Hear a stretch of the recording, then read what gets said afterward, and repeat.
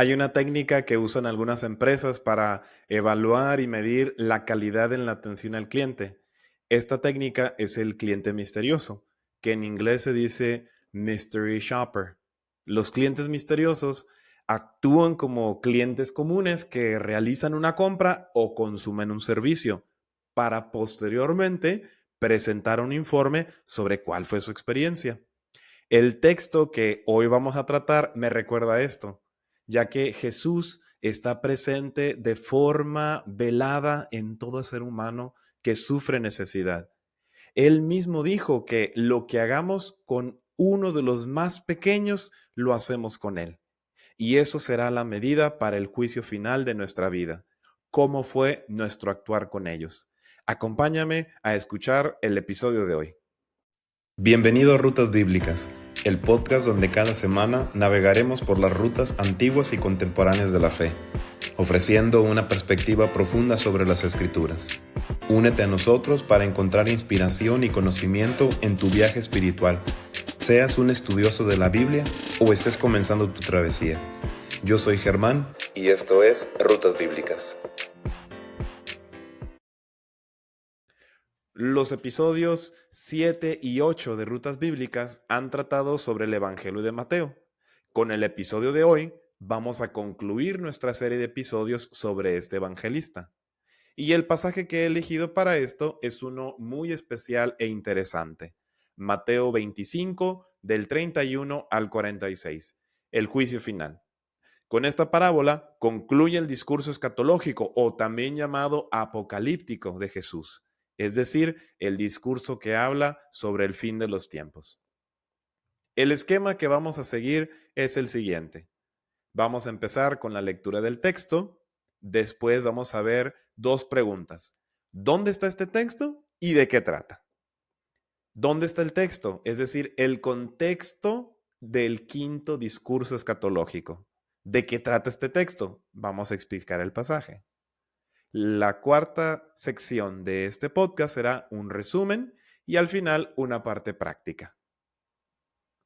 Estos episodios, recordemos que son una herramienta que nos ayudan a entrar en relación con el texto bíblico, pero no sustituyen el hecho de que tú mismo tomes tu Biblia y la leas detenidamente.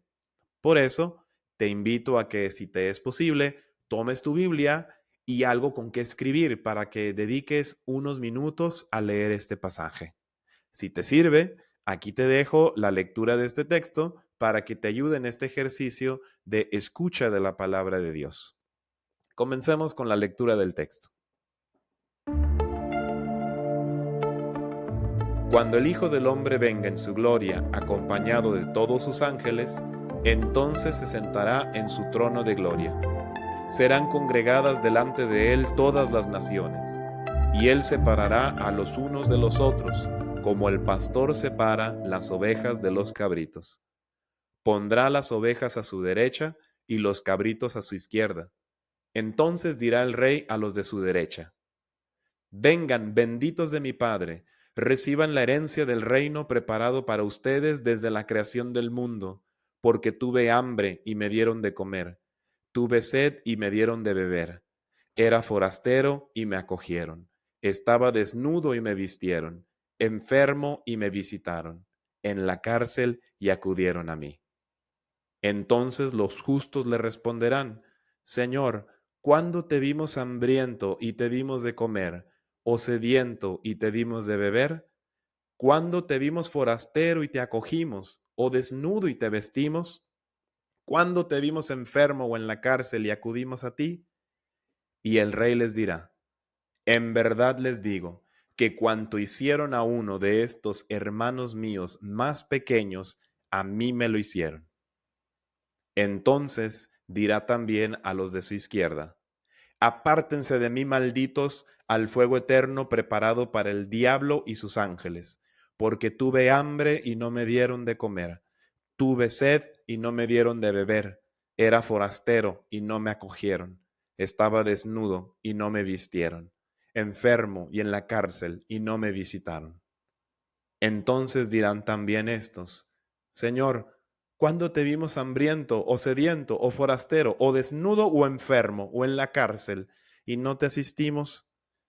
Y él entonces les responderá: en verdad les digo que cuanto dejaron de hacer con uno de estos más pequeños, también conmigo dejaron de hacerlo. E irán estos a un castigo eterno y los justos a una vida eterna.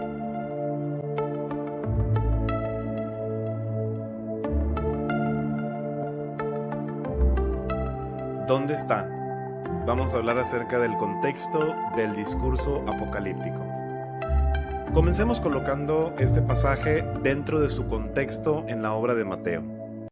Este pasaje corresponde al juicio divino con el que termina el último discurso de Jesús. Es el discurso escatológico, o que algunos también llaman el discurso apocalíptico. Este discurso corresponde a los capítulos del 24 al 26 de Mateo y pertenece al género literario apocalíptico, el cual también era un movimiento judío que consiste en interpretar la persecución y los conflictos de la historia desde una clave de esperanza. Abarca este periodo apocalíptico más o menos unos 4 siglos, 2 siglos antes de Jesús y 2 siglos después de él. El término apocalipsis viene del griego y significa revelación. Esta corriente apocalíptica tiene su auge en los tiempos de persecución y angustia y surge como un intento de dar respuesta desde la fe y la esperanza a los momentos críticos. Es importante tener esto en cuenta, ya que solemos relacionar Apocalipsis con miedo y con terror, cuando en realidad los Apocalipsis buscan dar esperanza y ánimo. Este género apocalíptico usa un lenguaje simbólico, figuras, números, colores y demás cosas, y tiene repercusiones cósmicas, es decir, que afectan a todo el universo. Entonces, este último discurso de Jesús en Mateo tiene una base fuerte de apocalíptica tradicional judía, como son las persecuciones, las calamidades, el ídolo abominable y devastador que está aludiendo al libro de Daniel, y la venida del Hijo del Hombre. Pero junto con estos elementos, también encontramos elementos de inspiración cristiana, justamente como el texto que estamos estudiando en este episodio.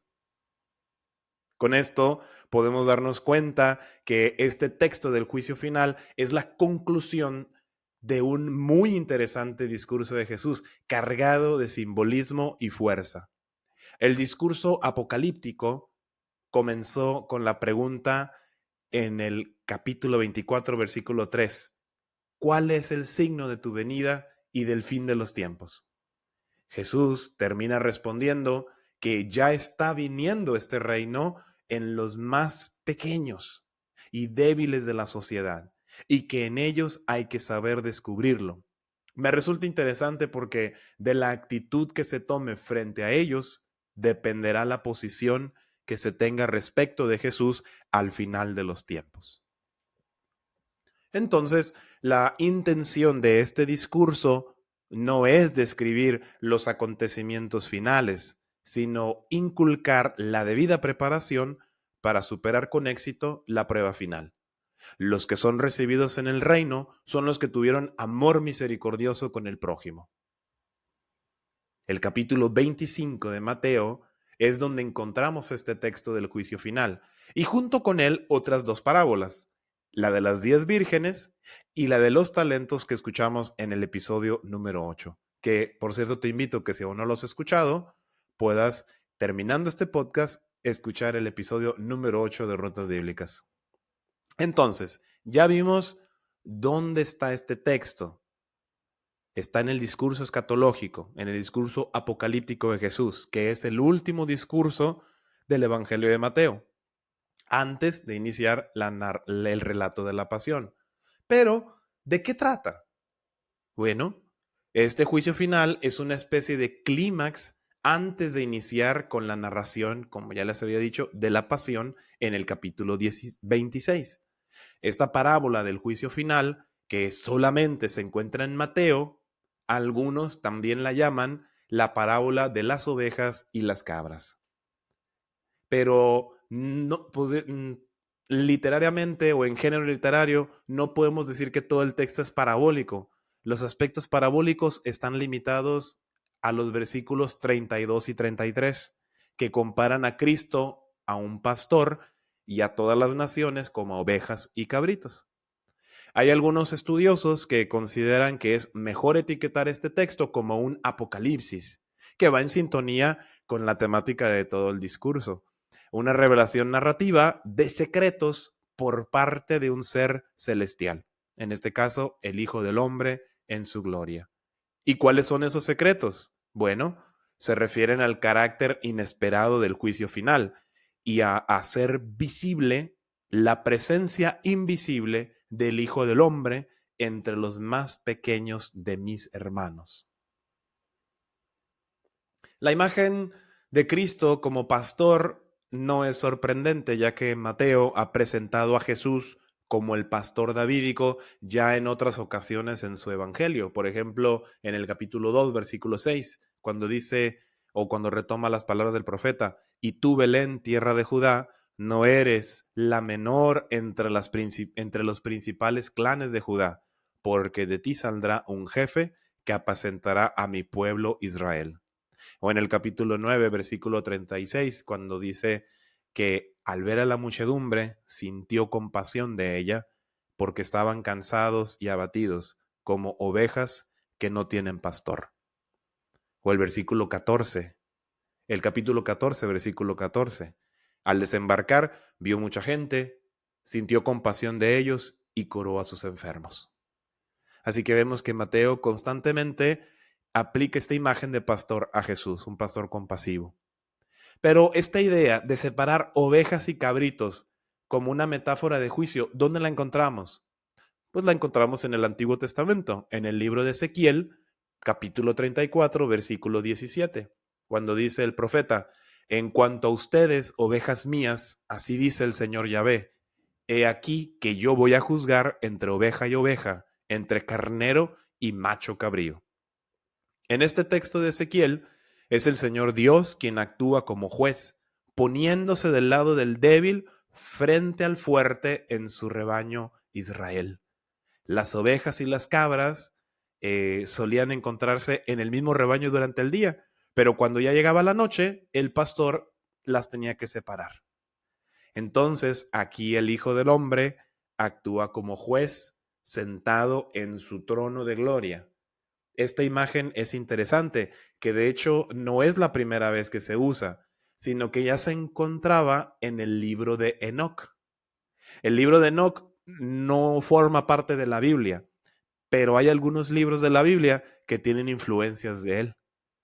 Y este pasaje de Mateo tiene influencia del libro de Enoc. Fíjense cómo dice el libro de Enoc, capítulo 45, versículo 3. Aquel día el elegido se sentará en el trono de gloria y elegirá sus obras, y sus lugares de descanso serán sin número, y sus espíritus dentro de ellos se fortalecerán cuando vean a mi elegido y a aquellos que apelan a mi santo y glorioso nombre. ¿Se fijan? Habla de un elegido que se sentará en un trono de gloria, justo como empieza la parábola de Mateo 25. Algo que también sorprende es la identificación de las ovejas y las cabras con personas que proceden de todas las naciones. Esto sorprende porque usualmente la asociación tradicional es que la oveja representa a Israel. En cambio, los gentiles se representan con otros animales salvajes. Nuevamente, en el libro de Enoc existe esta asociación. Pero aquí con Mateo, las ovejas y los cabritos es de todos los países, están mezclados entre ellos. Pero bueno, ¿cuál vendría siendo el punto básico de este episodio del Evangelio? Podríamos decir que es este. Cada uno de nosotros será juzgado en función del trato que demos a través de 6 actos caritativos a mis hermanos más pequeños, como Jesús los nombra. Estas acciones que en la doctrina católica llamamos obras de misericordia, ya se encuentran en el Antiguo Testamento, o casi todas, y son las siguientes 7. que es como las enseñan en el catecismo, ¿no? Dar de comer al hambriento, dar de beber al sediento, acoger al forastero, vestir al desnudo, visitar al enfermo, visitar a los encarcelados y enterrar a los difuntos. Después de escuchar esta lista, ¿algo no te resulta extraño? Sí, así es. En el texto del juicio final no viene la séptima obra de misericordia, enterrar a los difuntos, pero tenemos un testimonio de ella en el libro de Tobías, capítulo 1, versículo 17, cuando dice, di mi pan a los hambrientos y vestido a los desnudos, y si veía el cadáver de alguno de los de mi raza arrojado extramuros de Nínive, le daba sepultura. Ahora bien, en cuanto a las otras 6 obras de misericordia, tenemos, por ejemplo, Isaías 58:7, cuando habla acerca del ayuno que agrada al Señor. No será partir al hambriento tu pan y a los pobres sin hogar recibir en casa, que cuando veas a un desnudo lo cubras y de tu semejante no te apartes. Aquí ya tenemos 3 obras de misericordia: dar de comer al hambriento, acoger al forastero y vestir al desnudo. En Isaías 55:1 encontramos la obra de dar de beber al sediento. Oh, todos los sedientos, vengan por agua, y los que no tienen plata, vengan, compren y coman, sin plata y sin pagar vino y leche. Ahí está la obra de misericordia de dar de beber a los sedientos. Y en Sirácides, capítulo 7, versículos 34 al 35, encontramos la obra de visitar al enfermo. No te retraigas ante los que lloran y aflígete con los afligidos. No tardes en visitar al enfermo, que haciendo estas obras te harás querer. Podemos decir que visitar a los presos ya sería una obra que agrega Jesús a las obras de misericordia, ya que esta no viene mencionada en el Antiguo Testamento, aunque bien es cierto que la Biblia hebrea no ignora a los cautivos, no los ignora. Podemos ver, por ejemplo, en Isaías 61, que habla sobre pregonar a los cautivos la liberación y a los reclusos la libertad. Y en el Nuevo Testamento, la carta a los Hebreos, capítulo 13, versículo 3, dice, acuérdense de los presos como si estuvieran presos con ellos. Con estos textos vemos algunas referencias a las 7 obras de misericordia. Ahora bien, continuando con el texto de nuestro episodio, vemos que los justos heredan el reino preparado para ellos desde la creación del mundo, mientras que los injustos irán al fuego eterno preparado para el diablo y sus ángeles. Pudiéramos decir, entonces ya estaban predestinados. No, esto no está queriendo decir que ya hay una predestinación a la salvación o a la condenación. Más bien está hablando del plan de Dios de que aquellos que realicen las obras de misericordia serán considerados dignos herederos de su reino. Pero, ¿será acaso que Mateo habla de la misericordia solamente aquí en el capítulo 25? Ciertamente que no, ya que él habla de la misericordia anteriormente. Ya había dicho 2 veces, misericordia quiero, que no sacrificio. Una vez en el capítulo 9 y otra vez en el capítulo 12. Y en el Sermón de la Montaña, cuando Jesús habla de las bienaventuranzas, una de estas es, bienaventurados los misericordiosos, porque ellos alcanzarán misericordia. Y fuera del Evangelio de Mateo, ya en relación con este binomio de juicio y misericordia, tenemos la carta de Santiago, capítulo 2, versículo 13, que dice, porque tendrá un juicio sin misericordia quien no practicó misericordia, pero la misericordia triunfa sobre el juicio. En este texto del juicio final se sobreponen varias imágenes para hablar de Jesús, el Hijo del Hombre, Señor, Pastor, Rey, Juez, pero también una sexta imagen como el hermano más pequeño. Jesús se identifica con los hambrientos, los sedientos, los migrantes, los desnudos, los enfermos y los encarcelados. Esta presencia mística de Cristo entre los pobres y marginados es una manifestación concreta del Dios con nosotros. Esta es una idea que Mateo maneja en todo su evangelio, ya que Jesús es el Emmanuel, que en hebreo significa Dios con nosotros, y está todos los días junto a nosotros hasta el fin del mundo, y de una manera muy especial entre los más necesitados. Tanto está así que el trato que les demos a ellos es el trato que le damos al Rey, al Hijo del Hombre, sentado en su trono de gloria. Jesús en su vida terrena también experimentó la pobreza y la necesidad en su vida. Sufrió la soledad y el desprecio, el dolor y la sed. Estos sufrimientos de Cristo podemos leerlos de una manera más viva en la narración de la pasión, la cual comienza en Mateo, apenas terminada esta parábola, en el capítulo 26. Este texto del juicio final nos hace comprender que muchos, sin conocer a Jesús, se ajustan a los valores del reino en la entrega y el amor al prójimo, y eso decide su destino. El juez universal está de incógnito, como el cliente misterioso, el mystery shopper que les comentaba al inicio, en todos los pobres de la tierra, y se pondrá de manifiesto en el momento final. Por otro lado, esta enseñanza de Jesús se dirige a los cristianos que han descuidado su compromiso práctico para despertarles de su letargo y recordarles que el destino de cada uno se decide en la actitud que tenga ante los necesitados en este tiempo que precede a su venida. Probablemente tú que escuches no eres cristiano, pero probablemente vives esta entrega de amor a Jesús. Bueno, la forma plena que podemos vivirla es sabiendo que Jesús nos ha enseñado a vivir esto y que nos muestra cuál es su reino y cómo hay que vivirlo.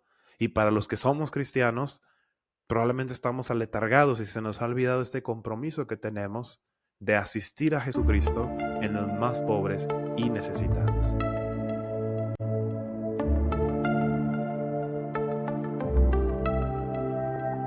Nos estamos acercando al final de este podcast y es importante que vayamos haciendo un resumen de todo lo que hemos visto hasta ahorita. Vamos viendo.